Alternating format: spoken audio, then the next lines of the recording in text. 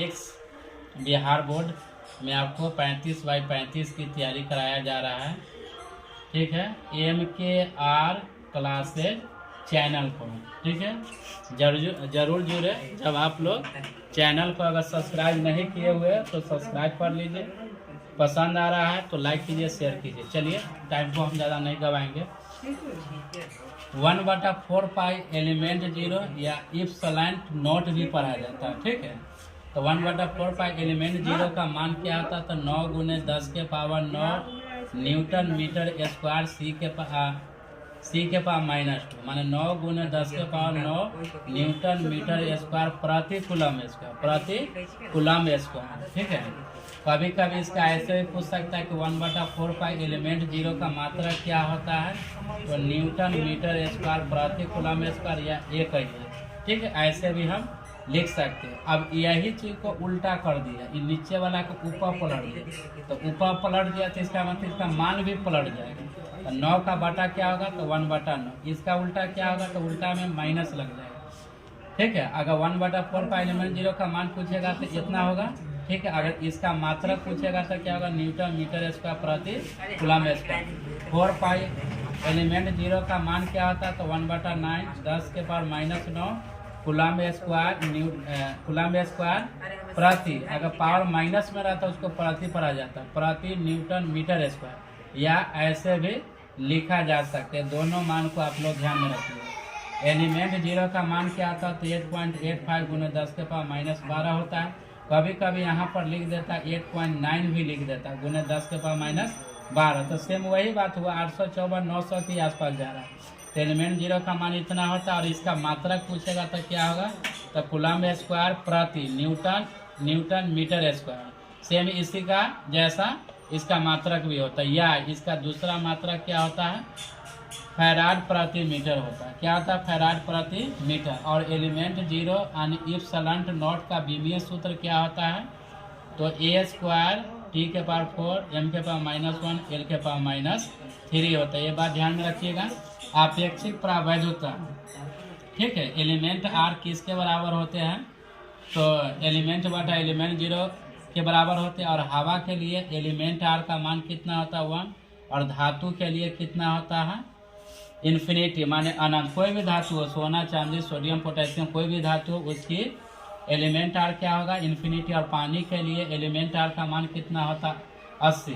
ठीक है, और ध्यान में रखिएगा एलिमेंट R का न्यूनतम मान 1 होता है और अधिकतम मान इन्फिनिटी होता है। और एलिमेंट R का जो मान होता है ना, वो माइनस में अगर रहेगा तो माइनस में एलिमेंट R का मान संभव नहीं होता। ये बात ध्यान में रखिएगा। ठीक है, आवेश का रैखिक घनत्व, जिसको हम लैम्डा द्वारा सूचित करते हैं, तो आवेश का रैखिक घनत्व किसके बराबर होते हैं? तो Q/L के बराबर होते हैं, माने आवेश बटा लंबाई के बराबर होते हैं।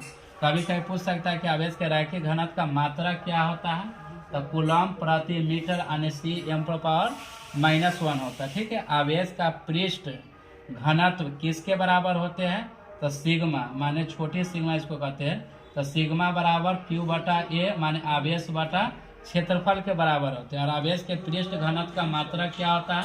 तो कूलम प्रति मीटर स्क्वायर या C m⁻⁻2। ठीक है, आवेश के आयतन घनत्व किसके बराबर होते हैं? तो रो बराबर Q/V माने आवेश बटा आयतन। सब में देखिए रैखिक घनत्व हो, पृष्ठ घनत्व हो, आयतन घनत्व, सबके ऊपर में Q है। ठीक है, घनत्व रैखिक घनत्व रहेगा तो बटा में L आएगा, पृष्ठ घनत्व रहेगा तो बटा में A आएगा, आयतन घनत्व रहेगा तो बटा में क्या आएगा? V आएगा। ठीक है, और आयतन घनत्व का मात्रा क्या होता है? तो कूलम प्रति मीटर क्यूब यानी C m⁻3।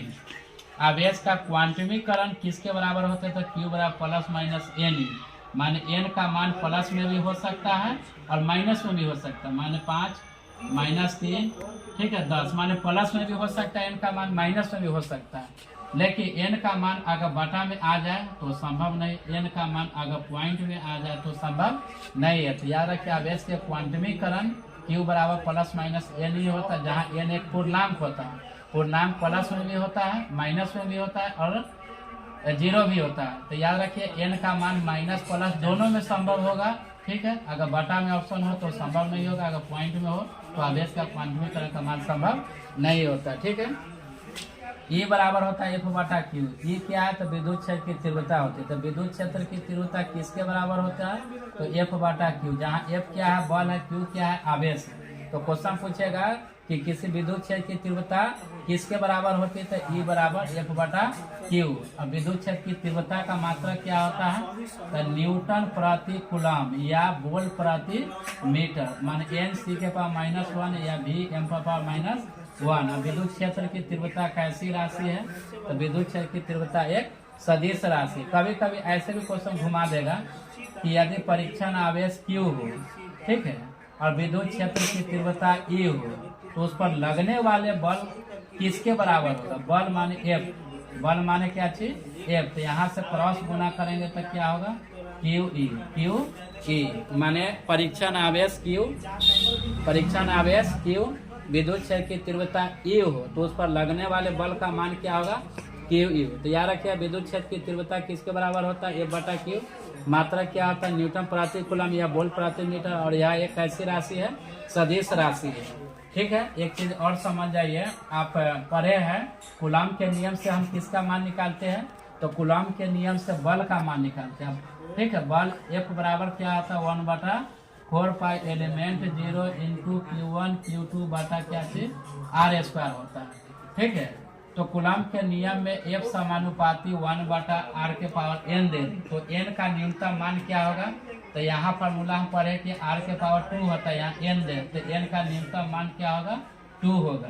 कभी कभी ऐसे भी पूछ सकता है कि कूलम के नियम में F समानुपाती R के पावर -n हो, तो n का न्यूनतम मान क्या होगा? तो फिर वही बात हुआ, नीचे से अगर ऊपर चला जाएगा ये पावर क्या होगा? माइनस। यहाँ पर कह रहा है कि R के पावर -n हो, तो n का न्यूनतम मान क्या?